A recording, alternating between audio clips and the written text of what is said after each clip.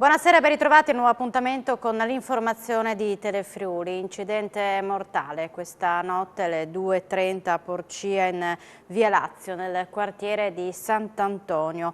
Un'auto guidata da una donna americana ventenne in servizio alla base USAF di Aviano ha travolto Giovanni Zanier, quindicenne di Pordenone. Il giovane stava conducendo a mano la bici lungo la pista ciclabile, chiacchierando con tre amici che sono rimasti miracolosamente illesi. Non ce l'ha fatta Giovanni Zanier, quindicenne residente a Pordenone, travolto da un'automobile mentre era in bicicletta, fermo sulla pista ciclabile assieme ai suoi amici. È accaduto la scorsa notte, intorno alle 2:30 a Porcia. A guidare l'auto è una cittadina americana che ha perso il controllo della vettura. Giovanni si trovava assieme a tre amici, miracolosamente illesi, a bordo strada, dove stavano chiacchierando, tutti prossimi a rientro a casa, quando è sopraggiunta l'auto. La donna, ventenne, ha perso il controllo della vettura affrontando una rotatoria e ha trovato il ragazzino che nell'impatto è stato sbalzato a una decina di metri di distanza. I primi soccorsi sono stati portati dai vigili del fuoco. Quando i sanitari sono giunti sul luogo dell'investimento, il ragazzino era ancora vivo e spirato nel tragitto verso il pronto soccorso dell'ospedale di Pordenone. La conducente dell'auto, militare statunitense in servizio alla base USA di Aviano, è stata arrestata per omicidio stradale e quanto stabilito la procura di Pordenone sulla scorta degli accertamenti dei carabinieri della locale compagnia. La misura è stata decisa in base alla gravità delle conseguenze dell'incidente e non per altre motivazioni. La donna si è subito fermata a soccorrere il ragazzino, poi, sotto shock, è stata portata in ambulanza all'ospedale di Pordenone. Qui è stata sottoposta agli accertamenti con l'etilometro, ma i risultati non sono ancora pervenuti agli investigatori. Come prassi in questi casi, essendo la giovane incensurata, sarà posta agli arresti domiciliari. Una foto di Giovanni e fiori sul luogo dell'incidente sono stati portati dagli amici, ancora scossi e increduli. Non riesco tanto a stare tanto ferma, quindi io sento molto questa mancanza. Non ce la faccio a credere. Ho scoperto la notizia, sono rimasta molto sotto shock perché non sapevo cosa era successo veramente. Di quando mi sono abbracciata col dal palo e perché non l'ho visto da un bel po', ma li vorrò sempre bene. Dopo questa notizia io non ce la faccio più. Penso solamente che lui non doveva succedere questa roba a lui. E la rotatoria tra via Lazio e via Roveredo a Porcia, dove la notte scorsa è stato investito e ucciso Giovanni, era completamente buia per la politica di risparmio energetica stabilita dal Comune. Il municipio da alcuni mesi, per risparmiare sulla bolletta della pubblica illuminazione, ha stabilito di spegnere i lampioni su gran parte della rete viaria a partire dalle 2 di notte. Tra le cause dell'uscita di strada su cui indagano i carabinieri, oltre alla velocità non commisurata alla pericolosità del tratto, c'è anche la scarsa visibilità. Sul tema abbiamo sentito il sindaco Marco Sartini. Quello che è successo stanotte ha scosso la comunità, porto le condoglianze, il mio personale cordoglio e di tutti i cittadini di Porcia alla famiglia che ha subito questo tragico incidente. Si parla di mancata anche visibilità in considerazione dell'illuminazione che appunto era chiusa dalle 2 di notte. No, guardi, su questo mi sento di assicurare tutti e anche chiedo di non speculare su questa cosa dell'illuminazione di fronte a quanto è accaduto perché le dinamiche dell'incidente non sono ancora note. La rotonda è un elemento di sicurezza, i cordoli prima della rotonda servono a chiudere il traffico, le strisce pedonali ai bordi della rotonda servono proprio a far percepire le auto in entrata, bisogna capire in che modo quest'auto si è approcciata all'incrocio e capire anche in che condizioni era alla guida la persona che lo stava affrontando. Quindi io aspetterei prima di parlare delle dinamiche ma di non approfittare di questo momento sul tema delle luci, che non è questo il momento da affrontare. Lì si stava ragionando di un contenimento di consumi energetici, lo abbiamo fatto 3 mesi fa per creare un risparmio, ma ovviamente ragionando anche sul tema della sicurezza, e quello che abbiamo fatto è stato fatto all'interno del perimetro che ci era consentito dalla legge.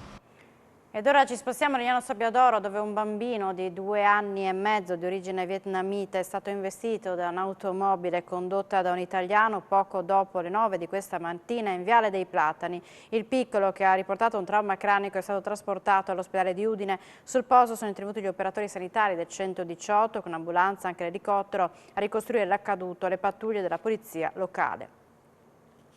Un colpo dopo l'altro compiuti in poche ore i giorni scorsi nel centro storico di Udine, furti effettuati con la massima destrezza da una banda, pare secondo le indagini delle telecamere, composta da 3 malviventi. I 4 episodi destano preoccupazione e l'amministrazione comunale corre ai ripari.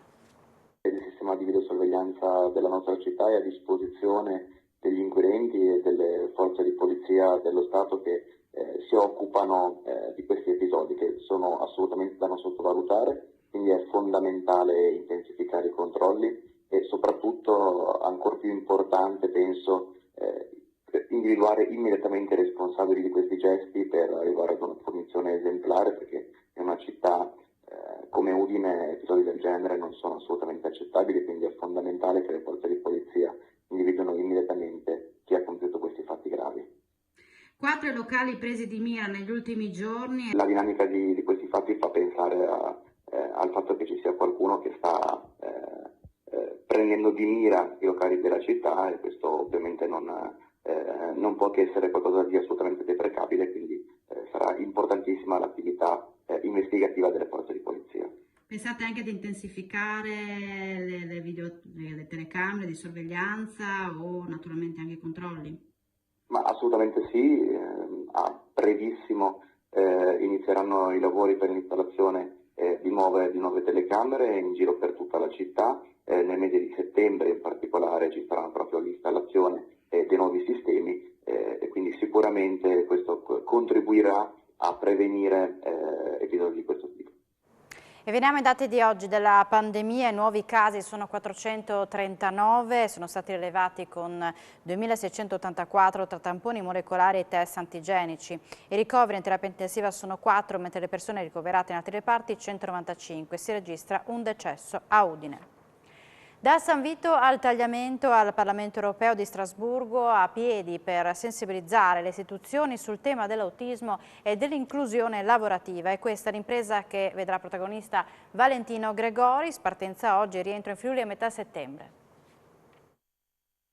Quasi 700 km a piedi in 23 giorni, da San Vito al tagliamento al Parlamento europeo. Questo è il percorso scelto da Valentino Gregoris, papà di un ragazzo autistico, per sensibilizzare le istituzioni non solo sul tema. Partenza domenica 21 agosto e rientro in settembre. Quest'anno mi cerco di far pensare a chi è laggiù a Strasburgo che i nostri ragazzi hanno bisogno di un'integrazione e un'inclusione lavorativa, che se fin qualche anno fa era pura utopia, stiamo parlando del 2019-2018, con l'esempio che è stato fatto quest'anno con la Electrolux e con la Futura, c'è la possibilità di inclusione lavorativa dei nostri ragazzi, perché non è più utopistica, però è realtà.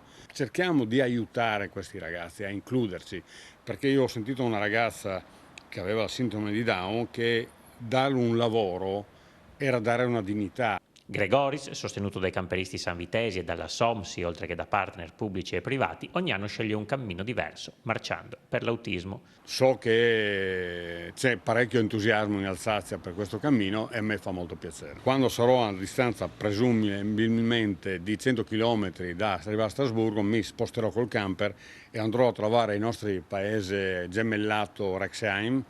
Io dovrei essere il 12 a Strasburgo, il 13 ho l'incontro al Parlamento europeo, che il cammino è all'alto patrocinio del Parlamento europeo. Penso che per il 15-16 dovrei rientrare a San Vito. Lui, insomma, farà la sua parte, come ogni anno, un passo alla volta.